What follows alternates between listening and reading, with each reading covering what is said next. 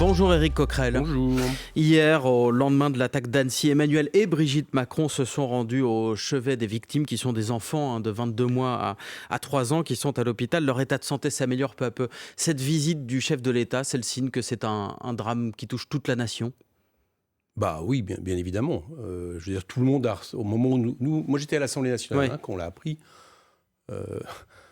Qu'est-ce qu'il y a de plus choquant et émouvant que le fait de toucher des jeunes enfants comme ça, qui, j'imagine, non, je n'imagine même pas en réalité, les mamans qui les protègent, tout d'un coup, où l'horreur arrive là où il ne devrait pas arriver, dans un jardin d'enfants. Donc bien évidemment, oui. C'est la nation entière, et y compris l'Assemblée nationale. Vous dites que vous y étiez, qui immédiatement a C'est Mathilde respecté une Panot minute de silence. qui est intervenue la première, parce qu'il se trouvait qu'elle devait intervenir, et puis évidemment on a fait une minute de silence. Enfin, tout ça est logique et normal.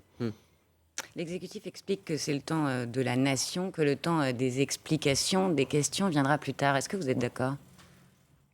Bien évidemment, et d'ailleurs certains auraient mieux fait de s'appliquer ça comme consigne tout de suite. Qui ? Écoutez, vous avez entendu comme moi des réactions à droite et à l'extrême droite, assez rapides. La droite, l'extrême droite pointe du doigt la politique migratoire de la France, ils ont fait, pour expliquer au début, il y a même eu...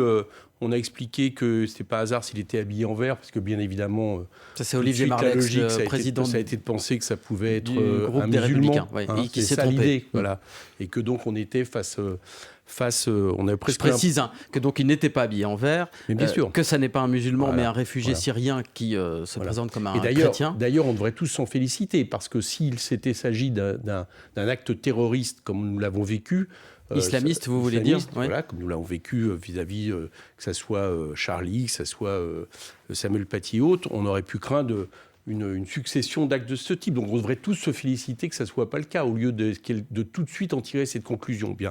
Et puis après, l'immigration. On voit bien que tout ça est indécent.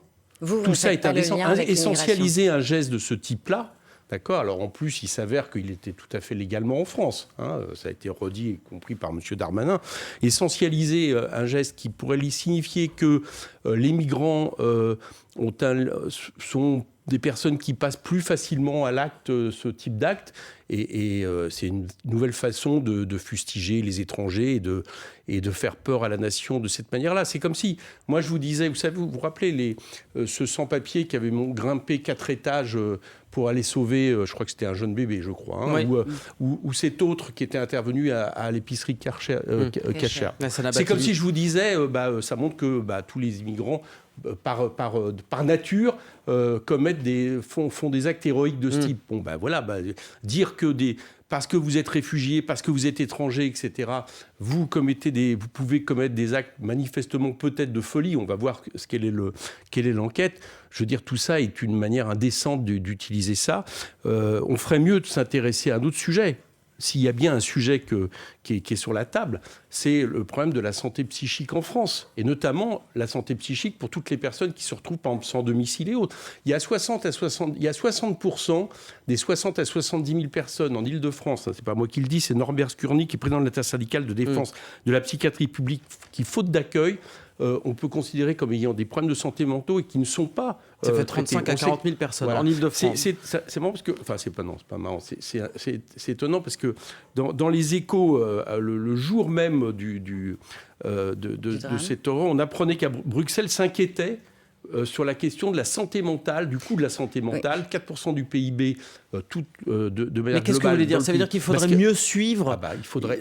Ce que je veux dire déjà, c'est qu'il faudrait qu'on arrête que la santé mentale, la psychiatrie, soit le parent pauvre de la santé tout court dans tous les pays européens, notamment en France. C'est absolument... Mais tout le monde le sait. C'est là où on ferme le plus de lits d'hôpitaux, c'est là où il y a le moins de suivi. Donc déjà, c'est la première chose. Et bien évidemment, j'en viens à votre question, il se trouve, mais pour des raisons que chacun comprendra, c'est que plus vous êtes dans une situation de fragilité, plus vous êtes dans une situation où vous avez vécu des traumatismes, et très certainement... ce Syrien d'origine il est arrivé en 2013 s'il est réfugié, c'est qu'il a vécu des traumatismes. Et son acte est survenu 4 jours après le refus de sa demande ce type d'événement, et donc plus on devrait prévenir, anticiper. C'est de manière globale. Donc s'il y avait au moins une chose à dire, c'est celle-là. Voilà. Mais rien d'autre, je vous en prie, rien d'autre. Pour l'instant, une enquête est en cours. La procureure d'Annecy n'a pas exclu un acte insensé. Mais est-ce que vous jugez que ces réactions politiques dont on parlait alimentent un climat délétère en ce moment? On a vu une manifestation d'extrême droite juste après je pense l'attaque qu'il y a un à lien, Annecy. Oui. Oui, je pense qu'il y a un lien, malheureusement, entre des responsables politiques qui croient bon de pointer du doigt l'immigration, et là même en plus des demandeurs d'asile, des réfugiés, et puis des gens qui passent aux actes, des groupes d'ultra-droite, néo-nazis, fascistes, qui passent aux actes de manière de plus en plus décontractée depuis quelques temps, visage découvert, avec des slogans racistes, des slogans nazis, des slogans fascistes. Là, j'ai vu que la nouvelle maire de Saint-Brévin, un groupuscule est venu, non pas à Saint-Brévin, parce que c'est même pas des gens de la ville. Il faut que je précise, Saint-Brévin, c'est la commune dont Voilà. le maire a installé un centre d'accueil de demandeurs d'asile qui a suscité des manifestations de l'extrême droite et c'est allé jusqu'à l'incendie de sa maison. Voilà. Il a donc démissionné. Hier, c'était l'élection de sa remplaçante, en l'occurrence sa première adjointe. Absolument. Élection qui a été perturbée effectivement par des militants de des gens l'ultra-droite. venus d'Angers, de Tours, c'est pas des gens de Saint-Brévin. Mais donc, Bon. oui. Donc, moi, ça m'inquiète parce que chacun sait que dans des périodes comme nous vivons, c'est-à-dire où vous avez un parti extrême droite qui quand même est très fort en France, donc avec une idéologie très forte, où malheureusement vous avez cette idéologie qui imprègne largement le personnel politique et le gouvernement, jusqu'au gouvernement. Quand Darmanin dit à Madame Le Pen sur l'islam, vous êtes modéré, je sais plus vous êtes trop molle. Voilà, vous Oui, êtes trop molle. son On expression. voit bien qu'il y a une espèce d'extrême droitisation idéologique du champ politique et que après, eh bien, dans la rue, ça peut prendre des formes, et ça prend de plus en plus des formes ultra-violente. Et donc, moi, ça m'inquiète. Voilà, le drame Éric Coquerel, il intervient au moment où devait commencer en France le débat sur le projet de loi immigration. Pour vous, je voudrais juste dire quelque chose. Juste ce projet de loi, ça veut dire qu'il faudrait le mettre de côté pour l'instant, en attendant que l'émotion redescende. Il faudrait... Bah oui, je vois même pas à quoi va servir. C'est pas le bon moment pour en parler. Non, je termine juste sur l'ultra-droite. Il y a 2 ans de ça, avec d'autres, j'ai initié une grande marche contre l'extrême droite. Et contre l'extrême droitisation, je pense qu'il serait avec les syndicats, les associations, où pour le coup on met de côté nos différences et puis nos différences de moyens d'action. Je pense qu'il faudrait recommencer ça. Voilà, je crois vraiment que c'est nécessaire. Je fais un peu un appel à ça. Je crois qu'il faut relancer une manifestation. Il faut qu'on soit des centaines de milliers à dire qu'on ne veut pas de ça. Voilà, quelque part, nos passaranes pour aller vite et que c'est devenu insupportable. Je vous réponds à votre question. Oui, je pense que cette loi ne sert à rien. Il faut la mettre entre parenthèses. Si, elle sert, je veux dire. Non, elle sert uniquement, justement, à avoir ce genre de réaction, c'est-à-dire à mettre une fois de plus sur la table l'idée que l'immigration serait le problème majeur de ce pays et que notre pays souffrirait de problèmes économiques, sociaux, de sécurité, etc., à cause de l'immigration, ce qui est totalement faux. On va refaire une loi, j'avais le chiffre, c'est pas très grave, mais du nombre de lois qui est depuis... il y en a eu 21, je crois. 21 depuis, 21 lois depuis, et 11 circulaires depuis 90. On ne fait même pas le bilan de chaque loi après. Qu'est-ce que ça a amené, qu'est-ce que ça n'a pas amené, alors que nous avons le problème majeur de ce pays par rapport à l'immigration, qui de toute façon, c'est pas qu'on soit pour ou contre, c'est qu'on sait très bien, et la France est loin d'en prendre la part la plus importante. L'immigration en France a augmenté 36% depuis 2000. C'est la moyenne en Europe, c'est de 60% dans la part de la population. Bon, donc on est loin d'être le pays qui est submergé, etc. Mais il y a quand même un sujet. Mais le sujet, c'est qu'il y a de plus en plus de raisons pour lesquelles des gens partent de leur pays. Il y avait des questions d'asile, demain, il y aura de les guerre réfugiés et autres. climatiques. Il y aura la question climatique. De toute façon, cette question-là, elle nous est posée. Et il est illusoire de penser qu'on va la résoudre en fermant nos frontières. Fermer nos frontières, ça fait que la Méditerranée est le plus grand cimetière maritime de tous les temps. Il faut mieux accueillir. Il faut mieux accueillir, il faut se donner les moyens d'accueillir. Le problème que nous avons, par exemple, moi je le vois en Île-de-France, c'est pas tant la question de l'immigration comme problème, c'est le problème de l'accueil. On n'a même pas, à Paris, nous n'avons même pas de centre d'accueil digne de ce nom, comme certaines grandes capitales européennes, quand je dis Paris, c'est l'Île-de-France, qui est capable d'abord de traiter la situation des gens d'un point de vue administratif, d'un point de vue de logement, d'un point de vue de la santé, etc., et qui puisse après, sur lesquels on puisse réfléchir. Et je pense qu'on ferait mieux d'admettre que cette question est posée et de là réfléchir à une politique de l'immigration, y compris de répartition sur le territoire, mais bien différemment de celle qui se fait aujourd'hui. Président de la Commission des finances à l'Assemblée, on va parler dans un instant de la proposition de loi avortée, Lyotte, qui visait à abroger la réforme des retraites. D'abord, le fil info à 9h-20 avec Diane Ferchit. Des fumées noires visibles jusqu'à 10 km alentour. L'incendie d'un entrepôt de Bobigny en Seine-Saint-Denis est à présent maîtrisé. 200 pompiers ont été mobilisés. Ils assurent que la toxicité des fumées reste sous les seuils d'alerte.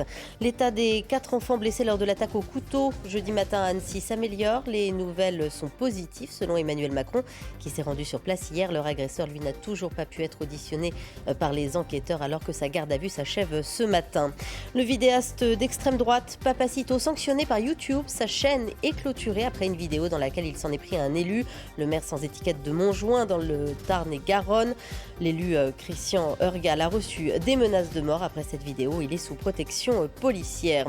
La finale dame du tournoi de tennis de Roland-Garros, la tenante du titre, la polonaise Iga Swiatek affronte la tchèque Karolina Mukova, dont c'est la première finale porte d'Auteuil. Début de la rencontre à 15h. Et chez les hommes, c'est le Norvégien Casper Ruud qui fera face à Novak Djokovic. Demain, le Serbe vise un 23e titre de Grand Chelem. France Info. Le 8-30 France Info. Agathe Lambré, Laurin Sénéchal. Toujours avec Éric Coquerel, président insoumis de la Commission des finances à l'Assemblée. Vous n'avez pas pu voter l'abrogation de la réforme des retraites. Hier soir, la NUPES a donc déposé une motion de censure. Elle sera examinée quand d'abord ? Lundi, a priori. Lundi, a priori, d'accord, très bien. Une nouvelle motion de censure, c'est devenu systématique. Cette fois, ce sera sans Lyotte. Et Lyotte qui dit que ça pourrait finalement être contre-productif, rendre service au gouvernement parce qu'elle a peu de chances de passer. Ouais. Ce qui est devenu systématique, c'est qu'on ne puisse pas voter à l'Assemblée nationale, ce qui est quand même l'essence d'un Parlement. Voilà. Ça a été vrai sur le budget. On n'a pas voté un seul budget. Ça a été vrai sur la réforme des retraites, quand même une réforme d'ampleur. Et là, maintenant, c'est vrai sur cette proposition de loi d'abrogation de la réforme des retraites. Donc c'est ça le problème. Si on fait une motion de censure, là je vais vous dire, c'est qu'on sait qu'a priori on aura un résultat un peu moins bon que la dernière fois, puisque à 9 voix près, le gouvernement tombait. Et donc ça sert à quoi ? Eh bien, ne pas laisser passer ce qui s'est passé. Voilà. Ça marque le coup. Oui, ça marque le coup, parce que là, on est en train d'atteindre une limite, des lignes rouges franchies les unes après les autres, voilà, avec une dérive qui, à mon avis, s'en prend à la démocratie parlementaire de manière gravissime.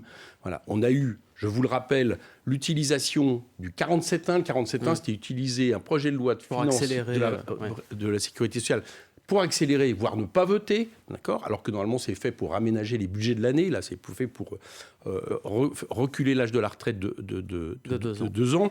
Ensuite, on a eu le 49.3.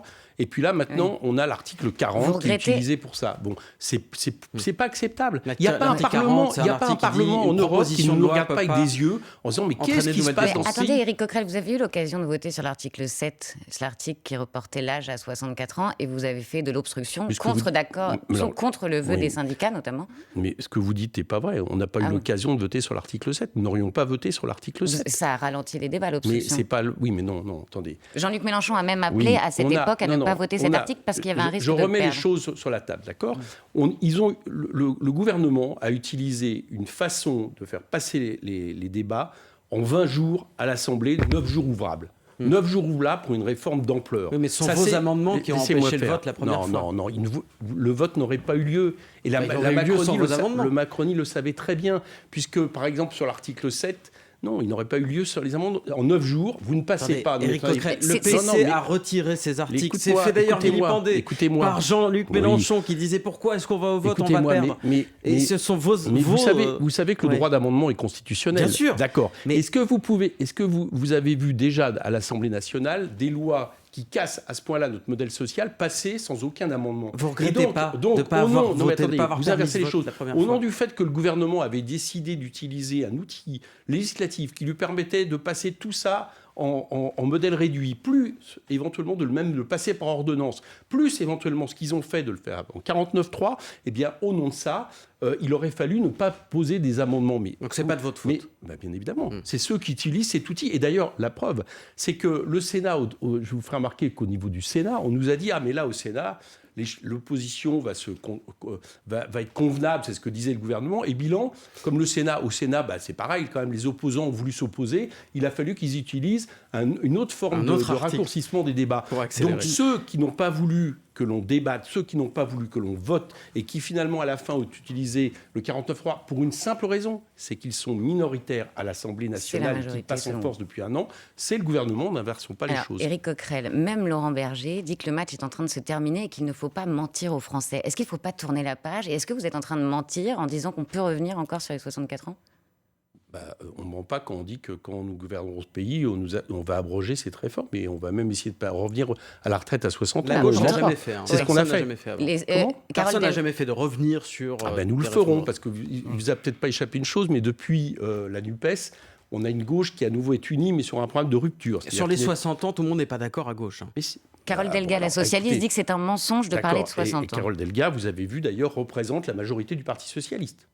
Vous savez que la Non, mais NUPES attendez, n'est pas je vous demande, d'accord. est-ce qu'elle représente la majorité du Parti En socialiste? l'occurrence, c'était un. Et Carole discutable Delga, comme la on va NUPES, dire Eric ce que Coquerel. défend Carole Delga en termes idéologique à gauche, ça a fait 1,75% avec Mme Hidalgo au présidentiel. Donc moi, je regarde je regarde les discussions que nous avons avec les socialistes en face de nous, et notamment le groupe socialiste à l'Assemblée nationale. Ça vous intéresse Et pas ce rassemblement nous avons entre fait Carole un Delga, serment Bernard ensemble Cazeneuve, qui François explique Hollande que nous aujourd'hui. reviendrons. Ouais. Non, je ne parle pas avec le passé. Je pense que tout ça ne représente un sujet pas un que dans les courant médias. important Voilà. au sein de Je la crois gauche. que non, parce que ce n'est pas aujourd'hui, et fort heureusement, parce que ça a amené non seulement l'affaiblissement de la gauche depuis des années, ça nous a amené aussi Emmanuel Macron, je vous rappelle qu'il était ministre de M. Hollande, et ça a même amené, à mon avis, mais ce n'est pas mes affaires prioritaires, mais ça a amené aussi l'affaiblissement du Parti socialiste. Moi, j'ai l'impression que le Parti socialiste se porte mieux depuis qu'il est revenu sur une ligne avec la NUPES, qui est une ligne qui est inhérente à la gauche, c'est-à-dire combattre un système aujourd'hui injuste, inégalitaire, productiviste. Ils ont leur place au sein tant de la NUPES, Bernard Cazeneuve, François Hollande, Carole Delga, qui donc se réunissent C'est eux aujourd'hui qui pour veulent pas lancer être- un mouvement La question ne se pose social-démocrate pas. La question sous se la pose pas. houlette de Bernard Cazeneuve. Ils estiment que la NUPES est un problème fondamental parce qu'en réalité, et c'est vrai, ça interroge leur bilan qui a pendant de plusieurs années, qui a été de s'adapter totalement au système et finalement d'amener la gauche là où elle était à la fin du mandat de M. Hollande. Donc ils n'en veulent pas. On va pas. Je veux dire, je trouve que c'est un sujet qui est assez étonnant. Encore une fois, si on avait suivi leur ligne, aujourd'hui, le Parti socialiste n'aurait pas de groupe à l'Assemblée nationale, les Europe Écologie n'en auraient pas, et certainement le Parti communiste n'en aurait pas. Donc heureusement qu'on a fait une unité sur un problème de rupture, et nous allons continuer à le faire. Et d'ailleurs, je reviens à votre question, ce que nous avons le serment que nous avons, ça a été sous forme de serment un peu symbolique, à la fin de continuer le combat. de cet épisode, c'est-à-dire revenir à la retraite à 60 ans, se donner ça comme objectif, montre bien que la page ouverte par la NUPES aux législatives va continuer, et j'espère jusqu'en 2027, parce que c'est la garantie, c'est même la seule garantie pour que nous puissions gagner les élections face à la fois à l'ultralibéralisme, de plus en plus droitier, et puis face à l'extrême droite. Merci Eric Coquerel.